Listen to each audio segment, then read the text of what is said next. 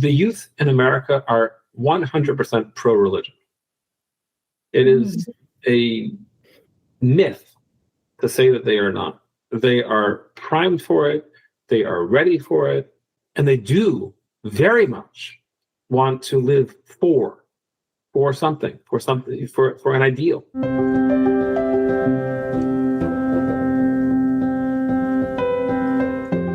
Welcome to Matters of Soul Importance, where we dive deeply into topics of both earthly and eternal consequence. I'm Roxanne Solonen, faith columnist and features writer for the Forum, author, and speaker. My guest today, Rabbi Eitan Webb, co-founded the Chabad House of Princeton in 2002 with his wife Gitty, and has served as a Jewish chaplain at Princeton University since 2007. In addition to his service to university students, Rabbi Webb serves on the board of directors of the Chabad on Campus International Foundation and of the Sinai Scholars Society. Last June, I took part in a webinar to promote Fidelity Month, an idea conceived of by Professor Robert George, whom I interviewed the same month here on Matters of Soul Importance. The webinar, Can Gen Z Be Faithful? An Interfaith Dialogue, included a Catholic priest, an Anglican deacon, and a Jewish rabbi, today's guest.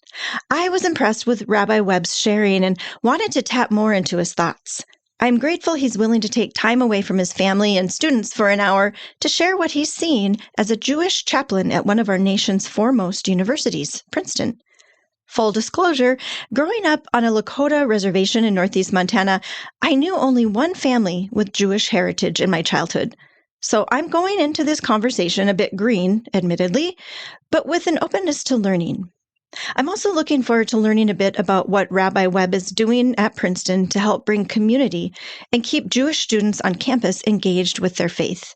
Finally, I'm anticipating a lively discussion about the joys of Judaism, as well as some of the challenges young Jews are facing these days, given the state of the world.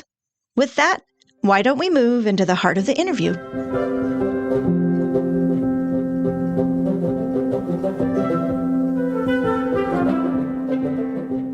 Well, welcome, Rabbi Webb. How are you doing this morning? Thank God. Thank God well. It says in the Torah that many of you are familiar with this in the book of Ruth, that Boaz arrived at the granary and he met with Ruth. And the first point of contact that he had with her was to say, Baruch Hashem, thank God, praise the Lord.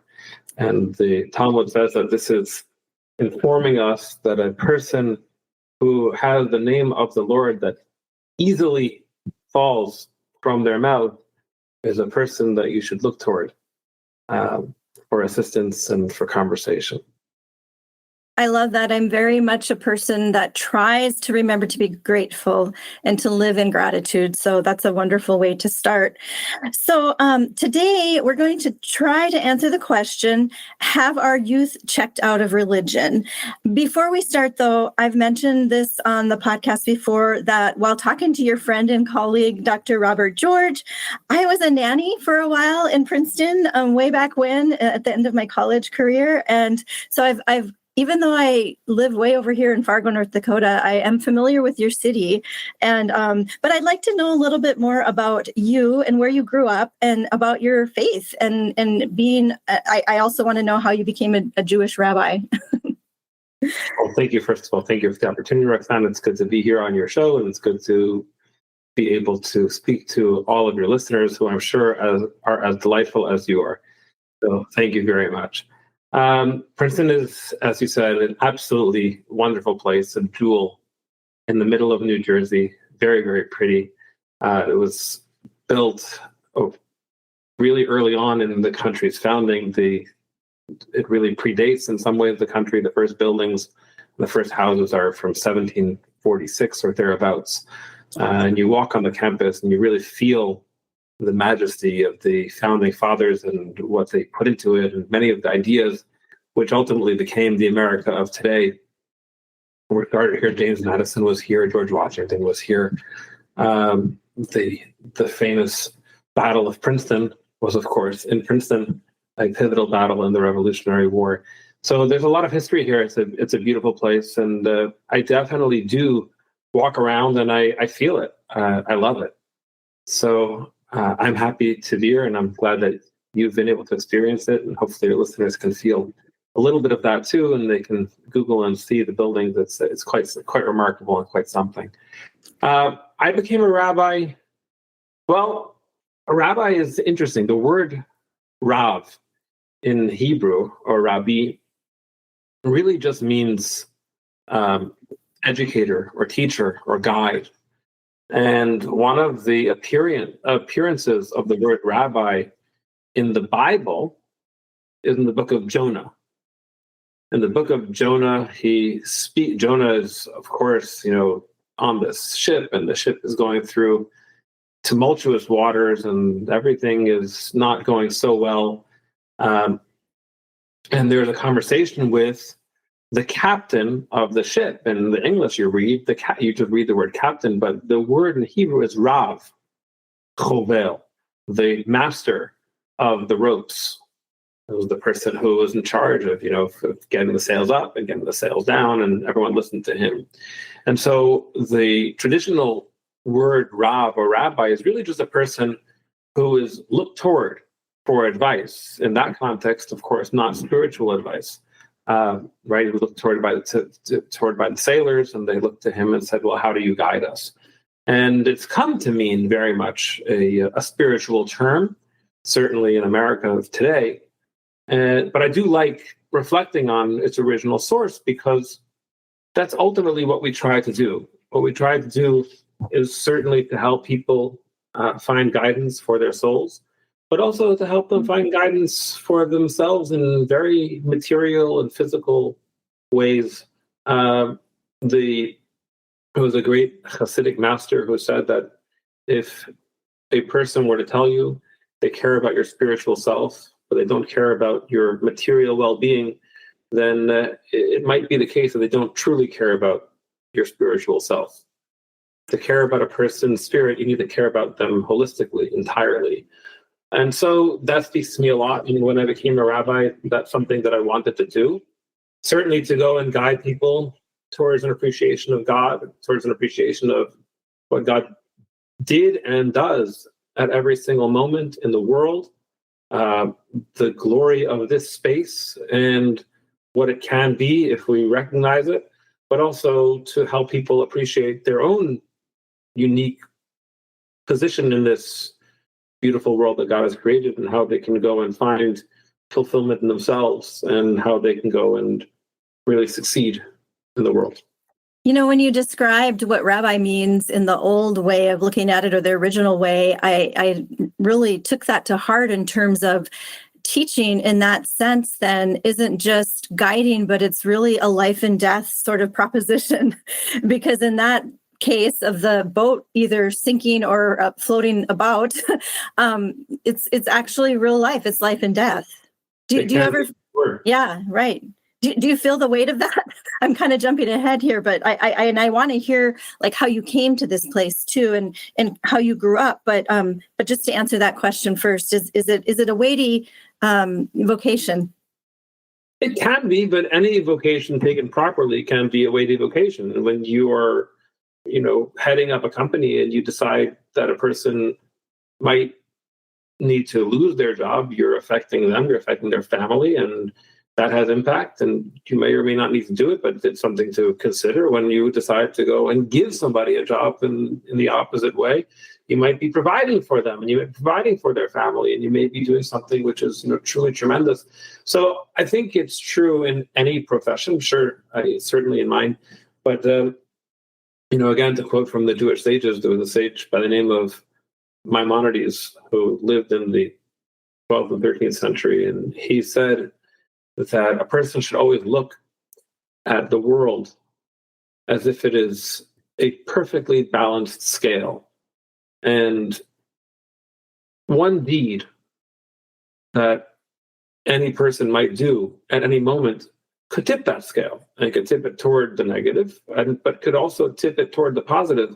And, when you tip the scale, so it just, suddenly goes, and could cause for them and for everyone around them tremendous salvation and saving. And so that's something to consider. When a person thinks about things in too large of a frame, they can get paralyzed. And if you say, oh my gosh, I need to go and save the world, that weight can actually be crushing and prevent you from saving the world.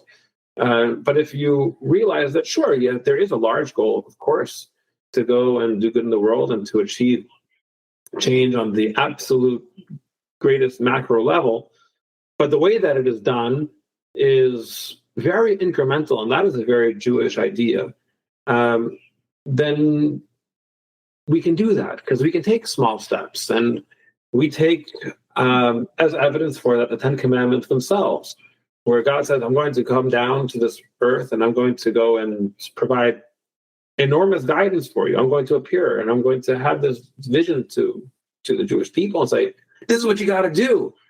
But then what does he say? Do not bear false witness against your neighbor, honor thy father and thy mother. Of course, these are important, but you might not look at these and say, well, these are not the greatest, most transformational statements that God would come down to earth to say. And yet, along with do not murder, that is what he says. And not that, to discount do not murder, of course. The world needs that or could not survive. Do not murder, do not steal, do not commit adultery. These are absolutely critical. But they come along with these very small little points. Do not bear false witness. Do not take the Lord's name in vain. Honor your father. Honor your mother. These are not big things, but these are the things that actually help you to achieve real change and ultimately to realize the big things. If you start to honor one person, your father, you start to honor your mother, you say, well, I won't bear false witness against your neighbor. Clearly you don't like them, because if we're telling you not to bear false witness, we're pretty far down the rabbit hole at that point. But just don't do that. Just don't do that. Just don't go to court and lie about them in court. Just that. But, if you just don't do that enough times, then you may be a little bit more careful about things that start to become bigger and say, well, if I command not to do that, maybe I should care about them a little bit. Maybe I should care about people around me a little bit. Maybe I should be a little more careful about whose items I take and do not take. And, you build character, but it is built in those small points. Taking from someone from my own tradition, Mother Teresa was very good at bringing things down, boiling things down to a manageable, moment of one of the quotes, and I won't get it exactly right, but it was something like, if you want to save the world, go home and tend to your family, kind of a thing. Very, very simple things, but huge in implication. So I love that. I think we're all so interconnected. So what kind of family did you grow up in? Did you grow up in Princeton? Where are you from originally? I grew up in Connecticut. Okay. It is very much in the Jewish faith tradition to have large families. So I'm one of 5. My wife is one of 5. We have 6 of our own, thank God. They're a joy. So yeah, I have a brother who teaches. I have a brother who works in advertising, and then I have a sister who teaches. And people do different things, but yeah, we grew up in a pretty happy, fun Connecticut family. And I had kind of mentioned in the pre-recording or the pre-introduction that I grew up on a Lakota reservation. My parents were teachers there, and I knew one family that had Jewish heritage. So I'm a little bit green in this part of the country. We don't have as many connections, but I'm always wanting to learn. And when we had that webinar a while back, I just was so impressed with your wisdom and joy of life, and also the love of your family. And since then, I've learned about what you do in Princeton. You could have gone in lots of different directions, but for some reason you ended up zeroing in on young people. How was it that you ended up in Princeton and are a chaplain and kind of overseeing the spiritual lives of the Jewish students there? I'm excited to hear about that, because that's kind of the topic today. We're hearing so much about the youth leaving, abandoning religion, not caring anymore, secularism taking over. And so I'm really curious, Rabbi, to hear what your impression is from observing and interacting with the students there. So wherever you want to start, like I've seen the video of this amazing center that I think you're sitting in right now that you've helped build. It just was, wow. It just is so beautiful. And I just was so happy for the students that they have that, because I know how important it was for me to have a community of people that were like-minded and to grow in during my college years. So anyway, I threw a lot at you just now. You can start wherever you want on that, but I'm excited to hear about what you're doing in Princeton. Yeah, well, thank you. These are good questions. I will say that, we started mostly because we had no idea how hard it would be. I would imagine that many good things begin that way. If you ask many of the successful startups in this country, it's like, how do you do that? And it's like, well, because we didn't realize just how difficult it might be. But also because we really do, both my wife and I have an abiding belief in the youth of this country. There are a lot of people who don't. I recognize that. I read the articles. But I think Time magazine in 1970 or so had an article, had a front cover page that says the American Jew disappearing, and whatever, we're 50 plus years after that.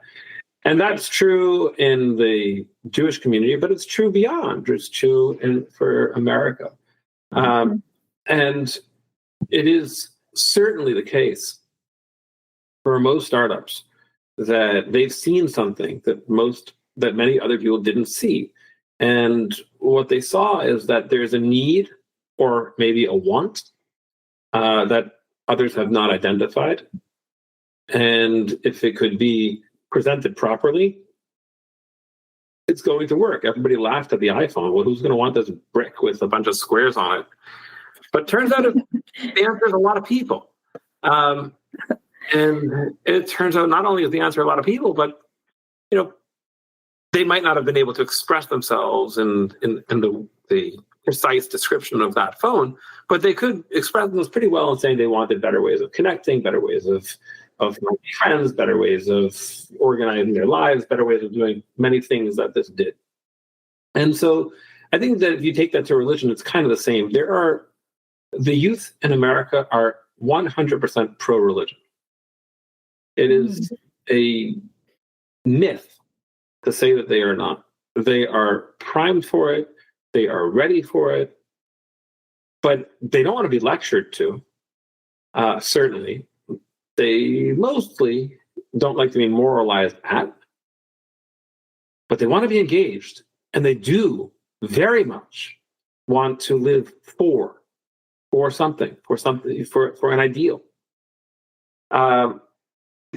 If we appreciate that and we recognize that and we provide that for them and say, well, here is this ideal, which is not new. It's an ideal which is thousands of years old. It actually comes with the creation of the world because it's an ideal which comes from the Creator himself.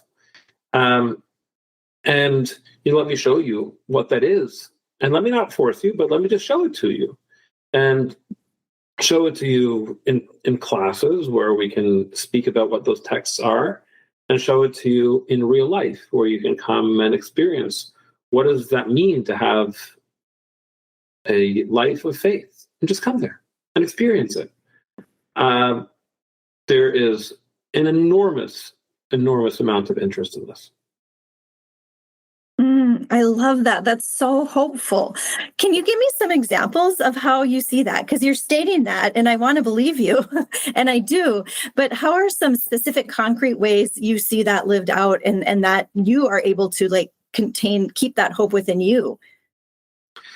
I mean, it's small and large examples. We had the ROTC group from Princeton over a couple of weeks ago for a breakfast, and they are 98% not Jewish, 2% Jewish, I guess.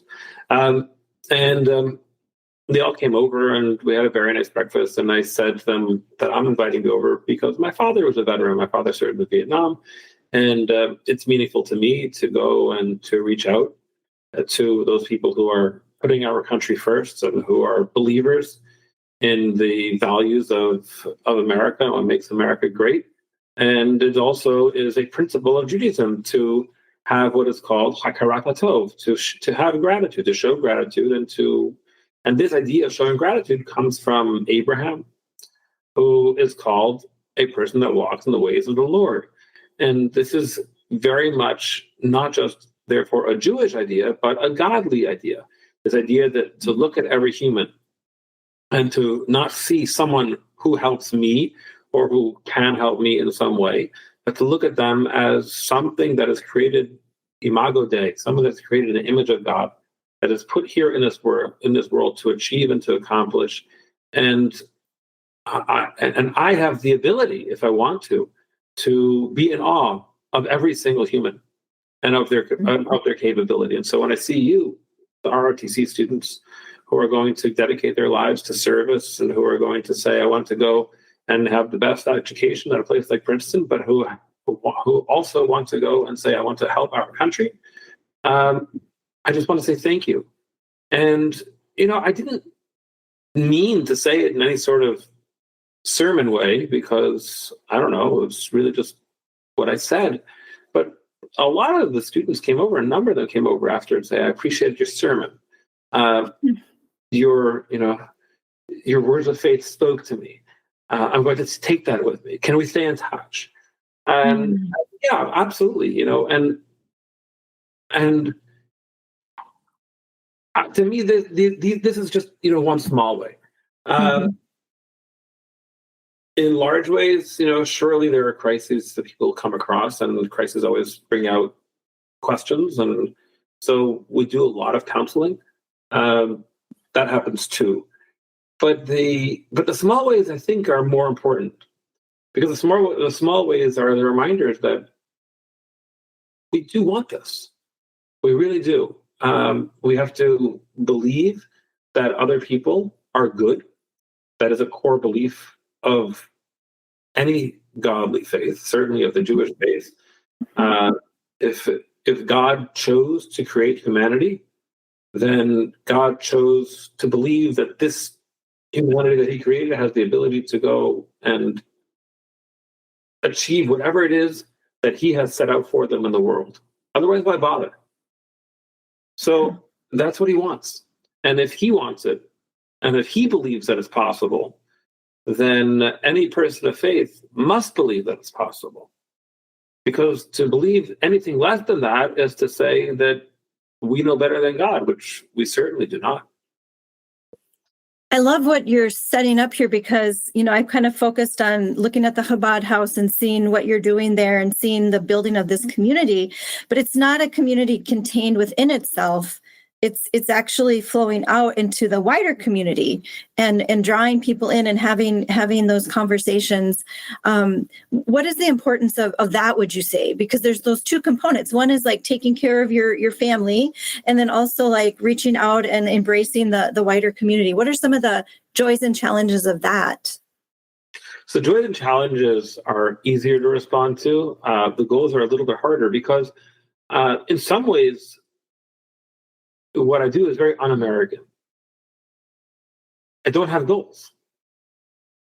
It's not, I didn't come here and say, all right, we're going to start this company and we're going to have, here's our KPIs and here's our ROI. And this is, look at this. And did we hit these metrics? And have we been successful? I don't actually know if I'm successful. People ask me, so was it a good year? Was it a good week? Was it, how are the students this year? And my answer is always, ask me in 20 years. I don't know. I have no way to say. I can't answer the question, too soon. Ask me after they get married. Ask me after they have children. Let's see how they're raising them. Are they raising them to, in ways which are good and healthy, in ways of faith? And if they are, then it was a good year. But right now, that can't be judged in one dinner blocks or 1 month blocks or one class. So in that sense, I don't really have a good way to truly judge my success. And so my success itself is a matter of faith. And part of everything that we've done here is to say, we believe in you, and we believe in all of your listeners, and we believe in all the students that are here, but we also believe in ourselves, because we also are created by that same God. So sure, God has granted me the ability to read more of some books than maybe some of your listeners and maybe some of the students in our community. And that's something that I have the ability and the joy to share. Some of that resonates really well. Some of that people need to think about for a while. But that is to the extent that there's a goal, that's the goal, to just say on and on and on endlessly that we believe in you because God believes in you. Mm-hmm. I like that. I do want to get into, and I feel like you kind of hinted at it with every young person, I think we all need therapy at some point, or, some kind of intervention to help guide us through this world. But it's been hard on the Jewish community in recent years, since October 7th, a couple of years ago. And I know that was something that was sort of hinted at in the video too, as far as needing to be a kind of a safe place for Jewish people to gather, Jewish students who are trying to find their way in the world. How have you been like a safe haven for students during a tumultuous time, and a time when Judaism is, kind of being scrutinized in some ways? I'd like you to set the record straight and kind of help us get into the heart of what it's like to be a Jewish student in America today, and how you, as a father to them and your own children, help tend to that and help guide them through that. Well, first of all, thank you again to all of your listeners and to all the people who hear this show, because the truth is that America is a nation of many faiths and of many cultures. And when there are people who are not of the Jewish faith that say, wow, I'm here for you, or how can I be here for you? Or just know that I heard that you were in pain, and I'm reaching out. Those reach outs mean a lot. And they give a lot of strength. And that's happened at Princeton. Yeah, certainly the other side has happened too. I don't want to sugarcoat it. There are problems. There are problems.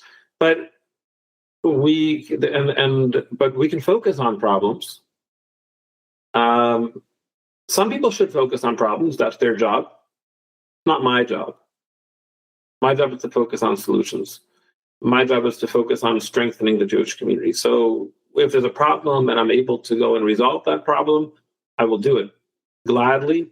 If I can speak with an administrator and explain to them why something happened on the campus, which in my opinion is detrimental to the Jewish community, I will explain that. If I can explain it to the organizers of that, I will explain that as well. And we've had our share of doing that, and some of that's come up across the country. There has been anti-Semitism in various places, but those are things which you need to do, in the way that you need to make your bed in the morning. It doesn't define you, or shouldn't define you. If your tombstone says she was great at making her bed, it wasn't a very good life. So they need to be done. And it could take up a lot of time, in the way that, again, cleaning a person's house in the winter might take 4 days, where doing the things which are, quote, important might only take 4 minutes. And so if you calculate it by the amount of time put into the effort, you might say, well, clearly this person has prioritized the house cleaning over whatever it is that their job is, or whatever it is that I would have thought is most important. But that's not true. It's just one happened to take more time right now. And so that, again, is a way of, I think, framing what's going on in the college campuses in America, where, yes, the Jewish community needs to spend time combating anti-Jewish rhetoric, combating anti-Semitism, and extending a warm welcome and tremendous appreciation to those who support us and who say, yes, we're here with you.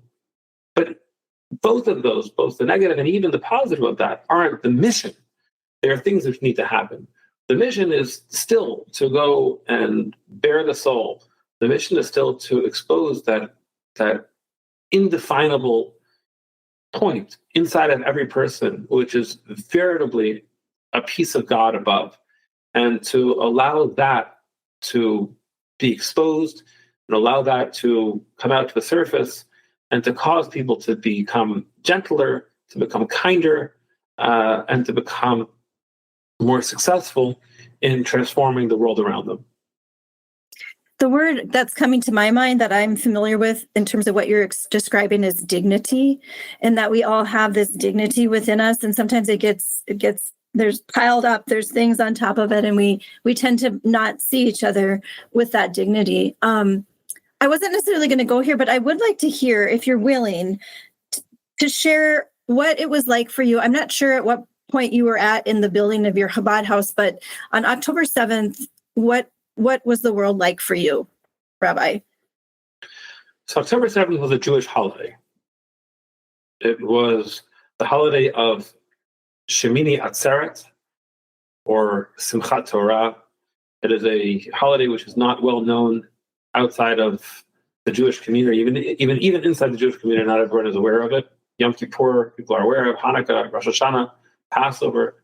Simchat Torah is a little bit less on the radar for most Americans, but it does appear in the Bible. It appears in the Torah. It says in the Torah that on the 15th day of the 7th month, you shall take for yourself a palm branch and a myrtle and a etrog, a citron, and willows.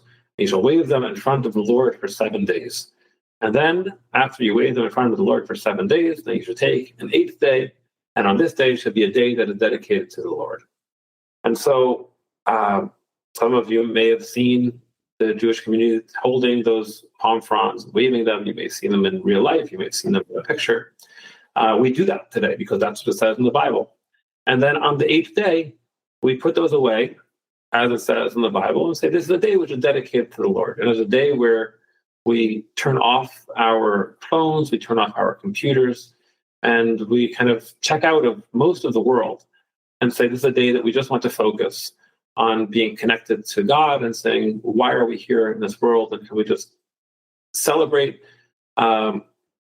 together with our friends, celebrate together with our families, and spend the day in prayer and in celebration. That's the day that was. So that's actually, it's as context in what was happening in Israel most of the day. So, which is why it took a long time for many people to even understand what was happening, because most of Israel was actually not on their phones. But for myself, I was walking through campus together with my wife to set up a lunch. We were expecting 50 or 60 students to come for lunch in the center of campus. So we had this beautiful setup, and just to celebrate the holiday. And I was walking past Firestone Library, and we saw a young woman, an undergraduate student, sitting outside the library and crying like the world was ending. And I turned to my wife and I said, her boyfriend broke up with her. And she said, maybe let's go over and give her a hug. So we just walked over and said, we're here, is there anything that we can just be here for you? And so in any way. And she said to us, terrorists have attacked Israel and they've taken hostages. And that's how we found out. And, this wasn't an Orthodox person. This is just a person that was just tremendously affected by what went on. And so we went around and we informed the people that we could inform, and word spread. And we said that instead of lunch or in advance of lunch, we were going to gather for prayer. And we had, I don't know how many people, a lot, well over 100 that just showed up, all by word of mouth. And we prayed for a while. And then whoever wants to stay for lunch, there's food, and then we'll pray further. But it's also the holiday, and there was this kind of back and forth. That's what happened on Princeton's campus. I'm sure many places around the world have something similar. And it's important to understand that Israel is two things at the same time. It is a place which was provided by the United Nations in 1948, and said there's going to be this place that could be called Israel, and everything else. That's true. And so there is a state called the State of Israel, and there is a political structure for the State of Israel. But it's also the place that the Lord promised to Abraham. It's also the place the Lord promised to Isaac and to Jacob and to Moses. And it's the place that Moses led the Jewish people for 40 years until he arrived at the promised land, and a place which Moses wanted to go to, and until the very end of the Bible pleaded with God to be permitted to go to. And God said, you cannot go because of striking the rock. And ultimately Joshua will be the one to take them in. And Joshua goes and takes the Jewish people into this place called Israel. It is a place so deeply at the core of everything Jewish. It transcends everything that is political. And it is a place that the Jewish people, by our sins, were evicted from. And in that eviction is a place that the rabbis wrote poems and wrote prayers to hopefully return toward. Literally half the Bible is focused on it. We wouldn't have a book of Lamentations if not for the lament of the destruction of Jerusalem. And all of Jeremiah and half of Isaiah and most of Ezekiel and Daniel all center on this point. And so there's something visceral about the relationship of a Jewish person and the land that God has given us. And so around the world, whether people were deeply observant or not deeply observant, this idea that God's land has been attacked, and that God's land has been attacked, and God's people has been attacked, it was just gut-wrenching. Mm-hmm. Well, thank you so much for sharing that. I wasn't planning on going in that direction, but it's something that I've wanted to hear from the heart of a Jewish person. And like I said, there are a couple of communities around here, but you're the one that I like have this response to and wanted to talk with, and I just really appreciate that perspective. I want to take a quick break here because we always allow for a short little commercial break, but then I want to come back and I want to continue any thoughts that you have, maybe your hope for the future after what you just shared. So we will be back with more Matters of Soul Importance after this break.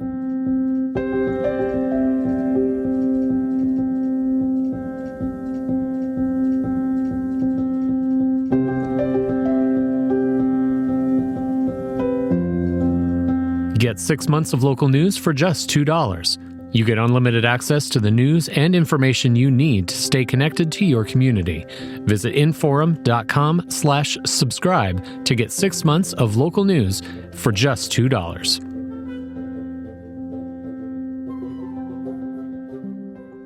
Welcome back to Matters of Soul Importance. We are here with Rabbi Webb. He is over at Princeton this morning, and I feel very honored to be here in snowy North Dakota. It is the first day of winter here, and in a couple of days, I'm sure they'll catch up over there in Princeton. But for now, we're easing into this conversation about the Jewish community in Princeton. Rabbi Webb has been a father, him and his wife, both. They have their own children. They have all the children on campus that are Jewish and otherwise. But we were talking about October 7th because I think it's so important. It was a time that marked history.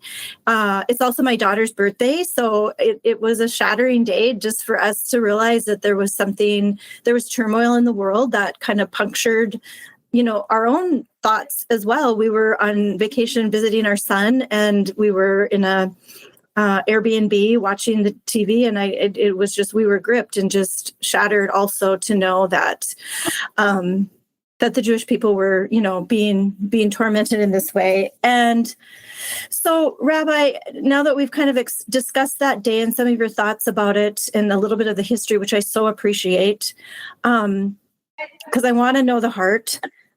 Where are you at now, and where are you going? Where's your hope? I guess what I said before, because you have a lot of hope in you. You are a man of hope, and I'm sure that's something you really want to transmit to your students too. But how do you pick up and carry forward after something devastating like that? Well, it's a great question. And first of all, there's time for grieving,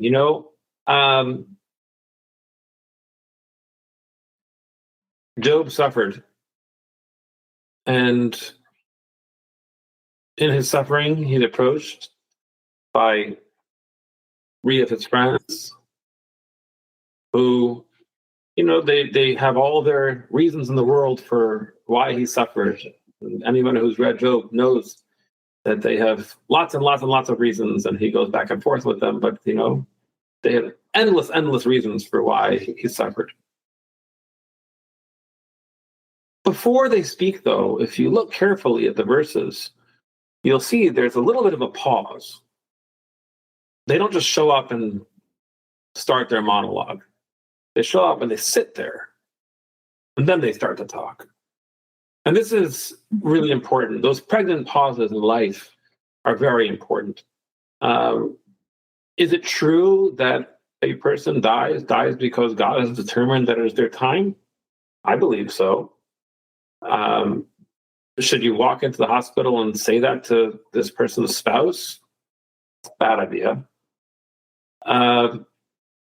Which doesn't mean that, in a year, or maybe in a couple of years, or maybe in a month, you might be able to say, well, there is something called God's will, and we do accept that. But not in the moment. There is space in life for pain. And that space is important. But just because that space is important doesn't mean that there's no space in life for hope. It's not a contradiction. There was a great rabbi who survived the Holocaust, moved to Israel, and people came to this rabbi and said, Rabbi, we would come to you, we would love to have advice, and we'd love to have you give us blessing. And he said, I can't. I saw too much. I experienced too much. I feel like I don't have the ability to give you blessings. And they pushed back and said, well, then where should we go? And they said, walk into any synagogue, anywhere. And if you see a person who has a number tattooed into their arm because they're a concentration camp survivor, and the Nazis had gone and tattooed this number into their arm so that they would not forget who they were, and that person is still there in the synagogue, and that person is still praying to God, that person can give you a blessing. Because that's a person who did experience horrible things and is not in denial. They're not in denial, mostly, I don't think. They know what they experienced, and they're in pain from that experience, and probably in many ways question, how could God do this? And how could God provide this experience? And you know what? The question is a good question. It's a good question. It's a fair question. And I don't know the answer to it either. But they still have decided to pick up their pieces. And they've still decided to move forward in a hopeful and in a purposeful way. And That's the hope. That is the hope. There was tremendous devastation on October 7th, and it's still happening. It's not done. People forget, but there were whole communities that were destroyed, and they're not rebuilt. They are being rebuilt. There's efforts going in there, but there's a lot of pain still ongoing. And some of those people have decided that they will not just rebuild for themselves, but they will rebuild for their children. The Talmud tells a story of a person that was walking and sees an elderly farmer planting a cedar tree. A date palm, and says to this farmer, "What are you doing? You're an old man. And these date palms take years and years to grow and to mature and to provide dates. You'll never see the result. Why are you planting this tree?" And he said, "I'm planting this tree because when I came into this world, there were dates on date palms that were planted by people before me. And I benefited. And because of that, I'm planting for the people who will come after me." And that's hope. Hope is not just, rebuilding what I had. Rebuilding what I had is, just getting back to parity. Hope is saying, I want to build way, way larger, way, way bigger, and achieve much, much more. And that is something which is a choice. I think, too, that describes something that we don't see a lot in American society, because what you're describing is something like that long-term vision. And I feel like we're a people of sort of living in the today and not thinking very long-term. And that's not fair. I mean, there's plenty of people in America who have thought long-term, but for our children who sort of live in this moment of not delayed gratification, like no delay, everything's right now, right here. How do you espouse that? How do you get that lesson across that good things are worth waiting for, and we might not even get to see the fruits of our labor? How do you instill that in young people in this society? So every Friday night we host a dinner. It is in the Jewish tradition, God created the world in 6 days and rested on the seventh. And we celebrate Shabbat, the seventh day, the Sabbath, every Friday evening. We celebrate it with song, we celebrate it with company, with family, with friends, and with good food. And one of the principles of the celebration of Shabbat in the Jewish tradition is disengaging from technology. We have a lot of people that'll come here on a Friday night. We could have, depending on what's going on, we could have 150 people. We could have more that come for this dinner. It's quite an event. But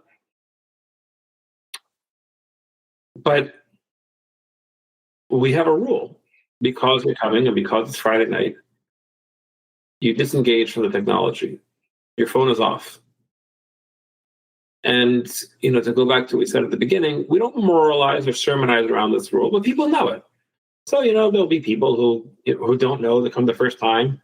By the second or third time, that's the vibe. Just what you do. And it's interesting. This past Friday night, we had a professor who said to me, everybody was so present. Yeah, I was like, I was wondering about that. I've been to many dinners, but everyone seemed that they were just so here, so present. I said, yeah, nobody was on their phones. And this professor said, yeah, I guess that I didn't even process that. I said, yeah, well, that's part of Shabbat. It's like, yeah. And so if you have 30, no problem, and people are off their phones till 11:30 at night, that creates community. And actually, we do it in a religious context. But every person can do it at home.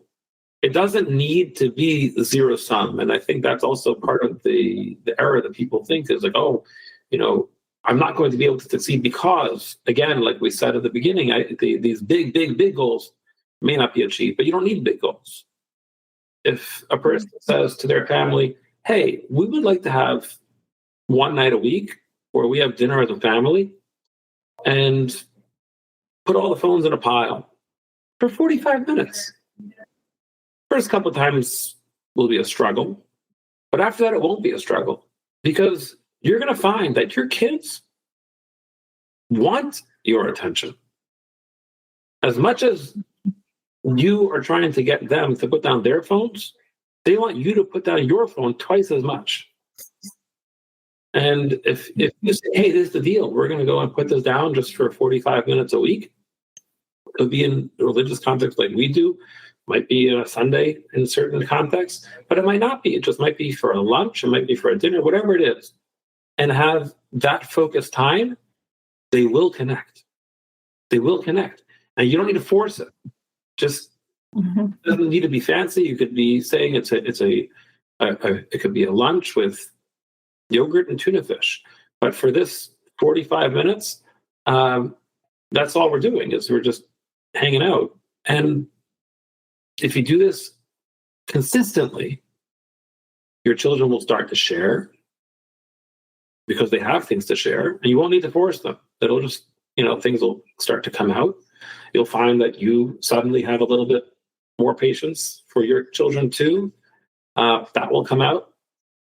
And they will say, oh, hey, my parents maybe have something that they can teach me.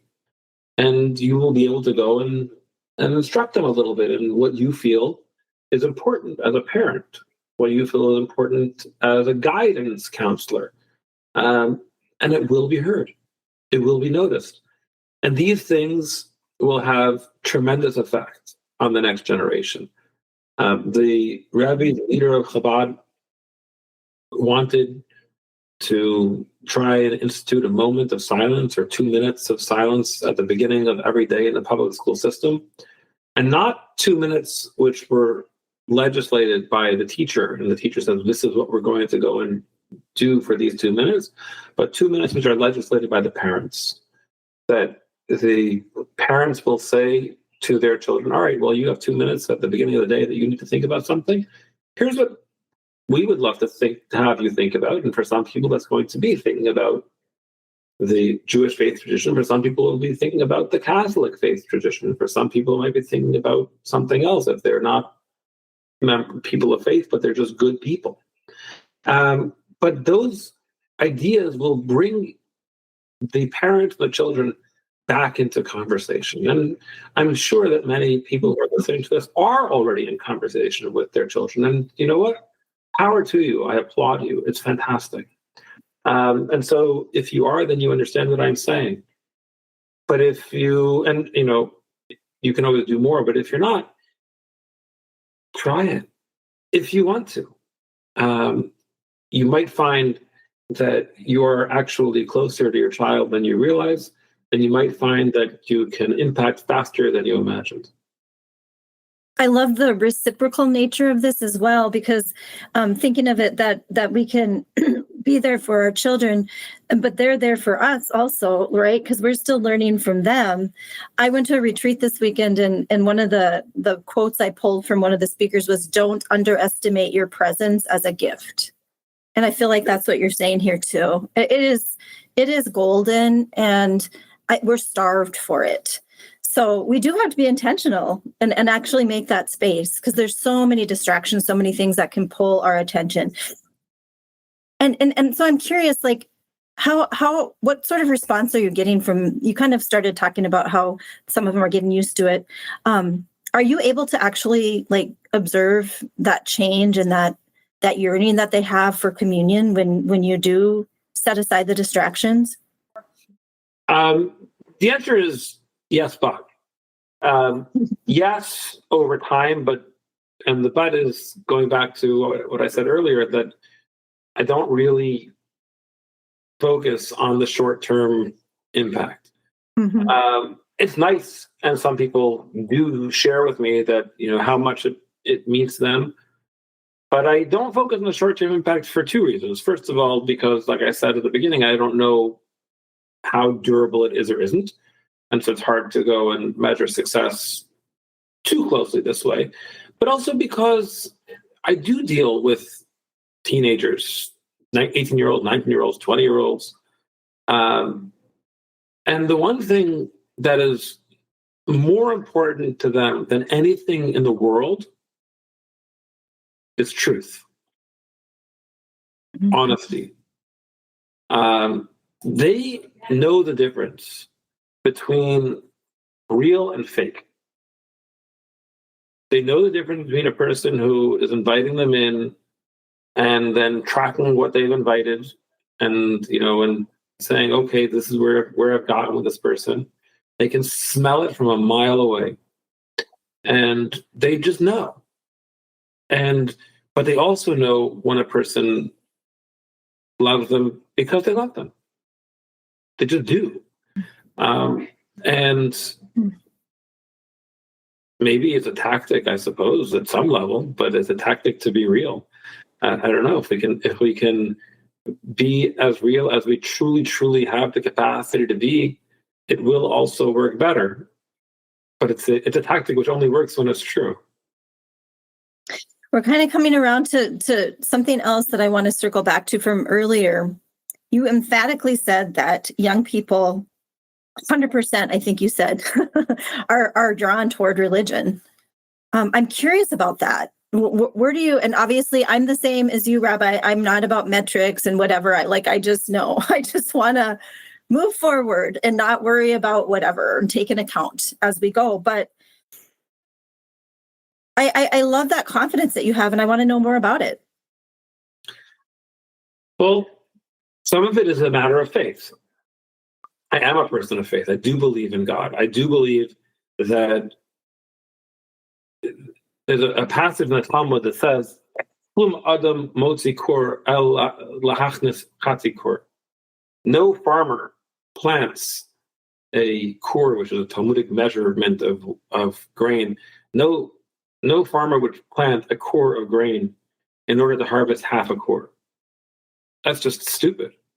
Why would you do that? If you're going to go and plant one kor and harvest half a kor, don't bother planting.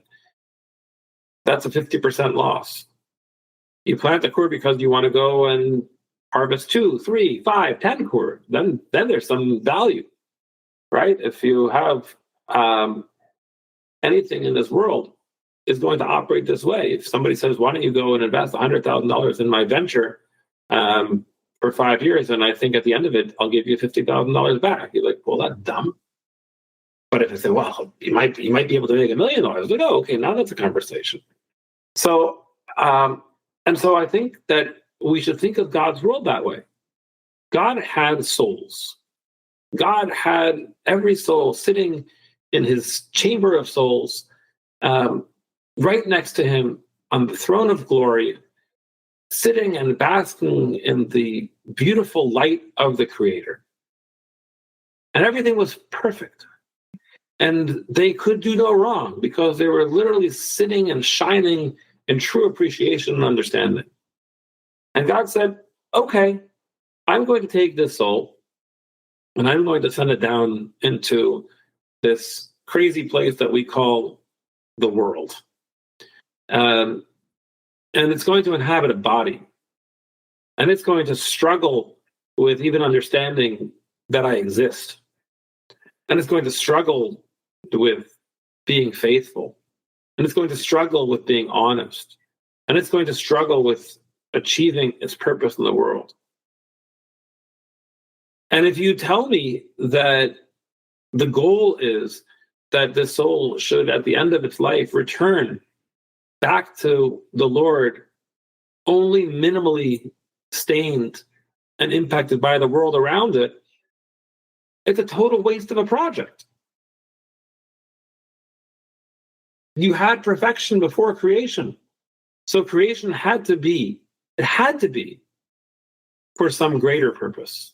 Not to just get back less stained, but to get back shining and having polished many other areas that it would not have been able to polish sitting there next to God, adjacent to the throne of glory. And that is my belief. That is the Jewish belief, but that is my belief. And that, my belief, is God's belief. And therefore, God is investing an enormous amount of faith in every single person that is placed on this earth. And God is saying that you not only have the theoretical ability to go and transform yourself and the space around you, but you have the actual ability to transform the space around you. And because I believe that's God's belief, that transfers to me. And because I believe that, I think people feel that, and they feel energized by that. And they are more willing to go and expose themselves to doing that in the same way that any person does with their child when their child comes home and says, "Mom, can't do the homework." Mm-hmm. And you say, "Okay, why don't you first have a granola bar and then come over," and they have their granola bar and sit down and say, "Okay, well, let's pull out this homework that you can't do. But it's too hard. There's no point." I think, "Okay, fine. Let's pull it out." And you pull it out, and you put it on the counter, and you look at it and say, "There's 10 problems over here. Let's do one of them." "Why?" "There's no point." I say, "Okay, well, let's do one of them anyway." And it takes them about 3 seconds. And after 10 minutes, they're done with the entire thing. And not only are they done with it, but they feel good about themselves. And you say, "Look, what did you learn? You learned that you could. Not just that you could, but that it wasn't as hard as you thought, that you actually are, you know the material, you know it well. You're going to do well tomorrow in class because you're going to present it. And you've grown. And tomorrow they're going to come home with the homework, and what are they going to say? "Well, I can't do it. It's too hard." They'll do that again, and that's fine. But, that's their job. Their job is to go and complain and say, "I can't." But our job is to believe in them, because we are older and we've been there. And so we need to go and have an irrational faith in our children. And if we have that faith, then it's just going to be returned. Their favor will come back to us. They will achieve more. They will do more. They will accomplish more, because they're like flowers waiting for sunlight. And you are their sunlight. That's why I wanted to have you on here, because I got little glimpses of that during our conversation this summer. And I mean, you just boiled parenting down to it's our job to believe in them, and as a mother of 5 young adult children who are like darts out in the world trying to find themselves. And it's like your capacity to be able to affect anything kind of like diminishes, or it seems like it does as they go out. But I can do that. I can do what you just said. And it's enough, but it's not always easy in every moment. But I can do that. I can believe in them and keep reflecting that to them, my belief in them. And I think, sometimes we just need to hear it from outside of ourselves, right? We need to hear the truth. I love what you said too about truth. And that's my thing too. Like, I want to know the truth. And I think we're just thirsty for that. And I think the young people nowadays, I don't know if you've seen a shift, how you described young people now, if that's changed, but it seems like this authenticity that they're desiring might be based on the fact that they haven't always gotten that. I'm not sure if that's how you look at it, but when you haven't had something, or you've had the fake presented, the real thing is like you die for it. And it's certainly possible. That's a question for people who are greater than me. The why. I just experientially have been able, certainly, to prove to myself, if I couldn't do it in a proper academic paper, but certainly prove to myself and to make the claim publicly that yes, people want to know that they are really important, and they do believe that they are really important. So you're validating something which they already are primed to think is true. And if you continue to believe in it, then there's going to be a result. Look, I mean, I say to students all the time, I say it to my children, I say it to alumni, I text them and say, just like, what I thought of you today. And because I thought of you today, I wanted to send you a note and tell you that I appreciate you and think that you're doing great and keep on doing it. And every once in a while, my kids will say to me, you did a lot. But they don't tell me to stop. Because they want it. And it does have an impact. And not only that, but it has an impact on you too. You, every one of the listeners, because we're quick to go and take people down and say, why'd you do this? Why'd you do this? Why'd you do this? And for some reason, we feel funny about congratulating and validating. And we feel like it's maybe fake or I don't know what. But that's okay if it's a little bit fake. And it's true that I said before that people know the difference between fake and real. But fake on the way to real is still good. If the goal is to be real, it's okay to be fake on the way. And so, just say it. Say it. Say it to your children. Say it to your spouse. Say it to yourself. I am here on this world because God put me here. And God believes in me.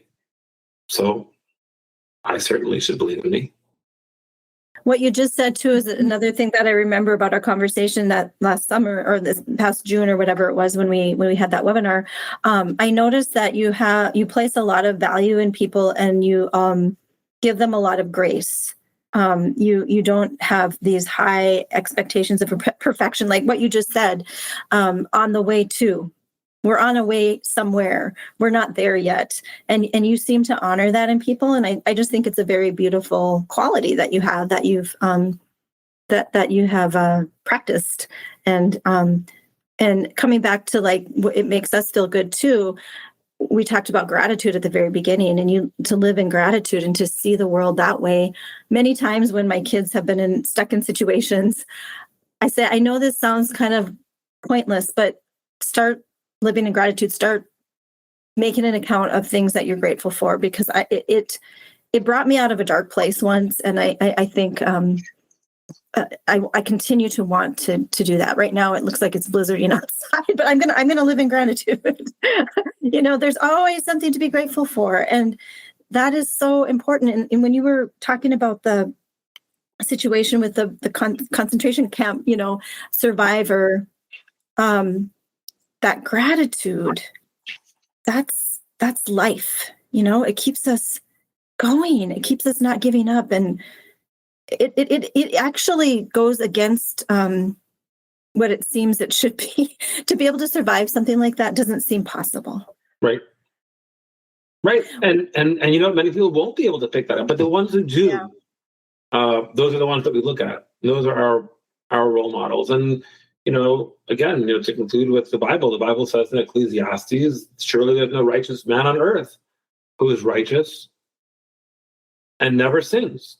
It doesn't exist. And the Bible's okay with that. Mm-hmm. God Otherwise, seems to see that as goal setting and as level setting. Doesn't see that as therefore let me destroy it. Says no. Well, therefore you got to go and work harder. And 7 times the righteous shall fall and pick themselves up. 7 times, that's a lot of times for the Bible to make that claim. And the rabbis point to this and say that the difference between a person who's righteous and a person who's not righteous is the second half of that verse, and pick themselves up. A lot of people fall, and some people fall and say, well, that means I can't. And some people say I fall, and that means I didn't. But let me try again. Absolutely. Show me a figure skater that hasn't had bruises. Show me an ice hockey player that hasn't fallen. Show me anybody who's achieved anything in life that hasn't had meaningful scars. It doesn't exist. They may not, in today's day where everything is airbrushed, they may not say it, but it's there.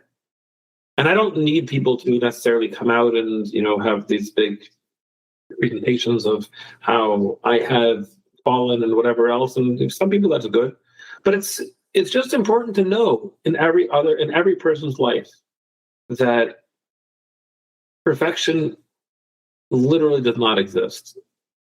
But failure is also not a permanent state unless you make it so. And if a person says, okay, so that was a rough day, and wake up the next morning and say that next morning when the person doesn't want to get out of bed says, wait a minute, I only live because God gave me back my life. And God thought my life wasn't worth it. I didn't have to wake up. But he didn't think I was that bad. He gave me back my soul. And if he gave me back my soul, then he has more faith in me right now. But that exists. And then get up and conquer the day. I learned something one time from a homeless Native American man that I met. And I've mentioned this, I think, at some point on this podcast, but it just reminded me when you said that. He said to us, there was some of us praying, and he confronted us and he said, the way I figure it, as long as babies are still being born, God hasn't given up on us yet. Yeah. Isn't that beautiful? Right. And I just that connected with what you're saying there, because God hasn't given up on us yet, Rabbi. And I just am so appreciative of your time today. I know you have things to do and people to see and hope to give, so I'm not going to keep you on any longer. But we always come back to that original question: have our youth checked out of religion? You've basically answered it, but any other concluding thoughts about that question, or maybe some wisdom, because you seem to have so much of it, that you could give, if any young people are listening today and maybe feeling a little bit hopeless? I think you just said some things to speak to that heart right now, but anything else that you'd like to end with today? Well, I think the only thing that I would end with your permission, and again, thank you to you and thank you to your listeners, is we can help people check out of religion. We can help people check out of almost anything by validating whatever fear or whatever funk they're in at that moment.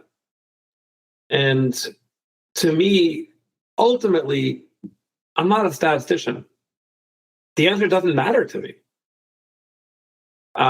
If somebody were to ask, to go back to the iPhone, how many people want the iPhone 25 years ago, or how many people have the iPhone? The answer is 0. Didn't stop Steve Jobs. So a statistician just looks at the data and says, here's what the data says right now, today. A person of faith looks at the data and says, all right, I have work. So what? More work, more faith, more belief, and we will get there. And another day to love people, I think. So thank you, Rabbi, for sharing with us today. Thanks for coming on Matters of Soul Importance all the way from Princeton. You are a blessing. Can you end with giving us a blessing? Is that something we can ask of you? Oh, gladly. I'm glad to have that blessing. My blessing to you, my blessing to your listeners, is that you should go and recognize the power of the tongue. The power of the tongue can be utilized for the greatest negative. It can slander, but the power of the tongue can be used for the greatest positive. The validation, the hope, the belief. You can go and provide that to people. And so I give you all a blessing that you should appreciate that the tongue which is inside of you was provided by God himself. It is an instrument provided by God himself. And if you think for 1/2 moment and then say, okay, how do I use this instrument? It can be the greatest instrument for good in the history of the world. Those are wonderful words for someone who deals with words all the time. And you're so right. Thank you. Thank you so much.